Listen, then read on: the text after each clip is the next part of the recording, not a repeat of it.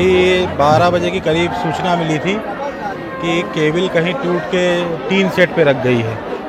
तो अभी जो प्रारंभिक जानकारी मिली है, जो अधीनस्थ कर्मचारियों ने बताया है कि जो केबल पड़ी थी उसका एक फेज का तार वो टूट के लटक गया था, जो कि टीन शेड में छू गया, जिसकी वजह से ये करंट फैला है। ऐसा प्रारंभिक जानकारी में आया है।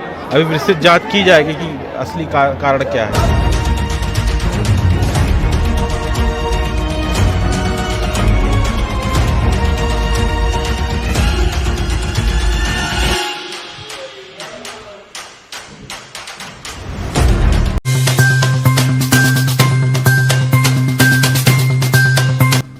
जय हिंद। आप देख रहे हैं मिड पे टीवी। मैं आरजे सवाल बेहद बड़ी खबर के साथ उपस्थित हूँ। देवतालाब शिव मंदिर पर करंट उतरने को लेकर के एक बहुत बड़ी बेहद कार्रवाई देखने को मिली है। मऊगंज DOP द्विवेदी को स्थानांतरण कर टीकमगढ़ भेज दिया गया है। जी हाँ, जो पूरी तस्वीरें देख रहे हैं, देवतालाब मंदिर कांड पर बड़ी कार्रवाई मऊगंज OP द्विवेदी को स्थानांतरण कर टीकमगढ़ भेजने के रूप में हुई है। जहाँ देवतालाब मंदिर में दिनांक 31/7/2023 को सुबह 11:30 बजे टीने के शेड में करंट उतरने से 50 से अधिक श्रद्धालु घायल हुए थे। इस लापरवाही की सजा विद्युत विभाग के मऊगंज डिवीजन के D को मिली है। उनका तत्काल प्रभाव से स्थानांतरण कर दिया गया है। उन्हें टीकमगढ़ भेज दिया गया है। उनकी जगह पर जबलपुर से सुशांत सोनल की पोस्टिंग की गई है। जहां पर मामला बताया जा रहा है कि जिस तरीके से देवतालाब जो विधानसभा क्षेत्र है, विधानसभा अध्यक्ष गिरीश गौतम के क्षेत्र होने के कारण कहीं कहीं से अपनी नाकामी छुपाने के लिए मऊगंज बिजली विभाग के DOP द्विवेदी को स्थानांतरण करके कहीं न कहीं से एक बड़ा सवालिया निशान विधानसभा अध्यक्ष के लिए सामने खड़ा हुआ है। जहां पर 3 दिन पहले विधानसभा अध्यक्ष गिरीश गौतम का भी दौरा हुआ था। वहाँ कहीं तार कटा था, वहाँ से पूरे यहाँ जाली में माने पूरे मंदिर में कम से कम 400-500 आदमी बिल्कुल जैसे लाश पड़ी। पतले पतले तार लगे थे, मोटे पतले गौतम का यहाँ कभी आना जाना हो नहीं। अभी परसों आए थे, तो क्या सबको निर्देशित कर गए, हर चीज का निर्देशित किए, यहाँ अमल नहीं करते हैं अधिकारी। वरिष्ठ अधिकारियों का भी दौरा हुआ था, लेकिन उनको यह तक भनक नहीं लगी थी कि आखिर यह केवल जर्जर है। हालांकि इस पर तो दोषी लगभग जो निरीक्षण करने वाले अधिकारी थे वो भी थे, लेकिन मऊगंज DOP द्विवेदी को ही कहीं कहीं से स्थानांतरित करके एक जो मामला जो गर्म था करने का प्रयास किया गया है और अपनी छवि देवतालाब विधानसभा में बेहतर बनाने का स्थानांतरण करके कहीं न कहीं से बेहतर प्रयास किया जा रहा है। हालांकि जिस तरीके से देवतालाब विधानसभा अध्यक्ष गिरीश गौतम की जो छवि धूमिल हुई है, देवतालाब शिव मंदिर परिसर को लेकर के अनेकों सवाल खड़े हुए कि आखिर ना एम्बुलेंस, ना तो किसी भी तरह से फायर ब्रिगेड और ना ही तो प्रशासनिक तौर से कोई भी अमला मौजूद नहीं था। इस पर आखिर कब कार्रवाई होगी, यह भी तो बड़ा जांच का विषय है। लापरवाही के केवल ये देसी वाला केबल था कि विभाग का केबल था? विभाग का केबल।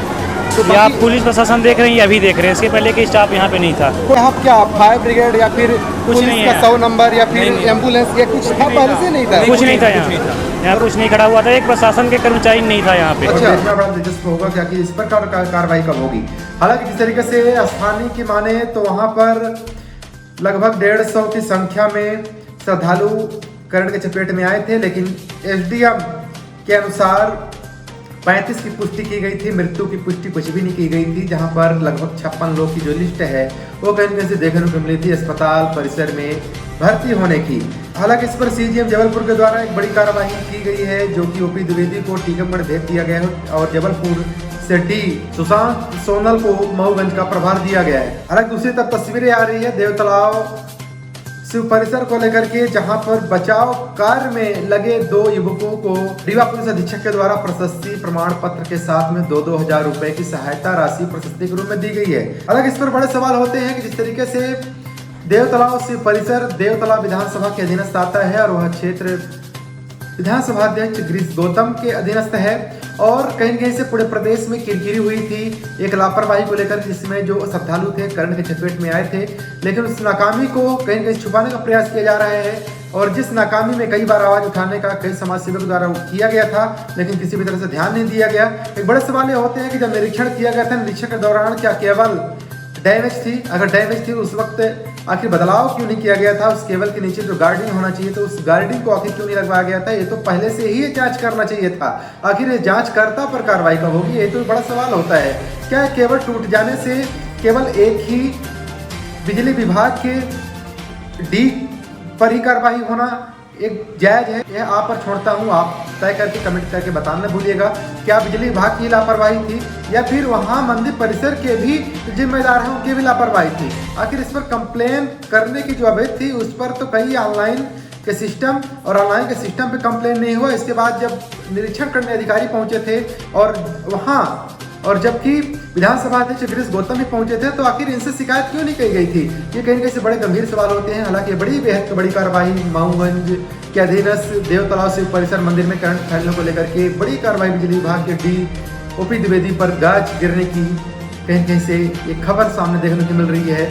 और ये बताया भी जा रहा है कि विधानसभा अध्यक्ष की जब पिटकिरी होने लगी इस पर अपनी छवि बेहतर बनाने के लिए एक गाज डी मऊगंज ओपी द्विवेदी पर गिरा करके अपनी बेहतर छवि बनाने का प्रयास किया जा रहा है। चलिए तस्वीरों को लेकर के आपकी क्या राय है कमेंट में बताना भूलेगा। बहुत बहुत धन्यवाद।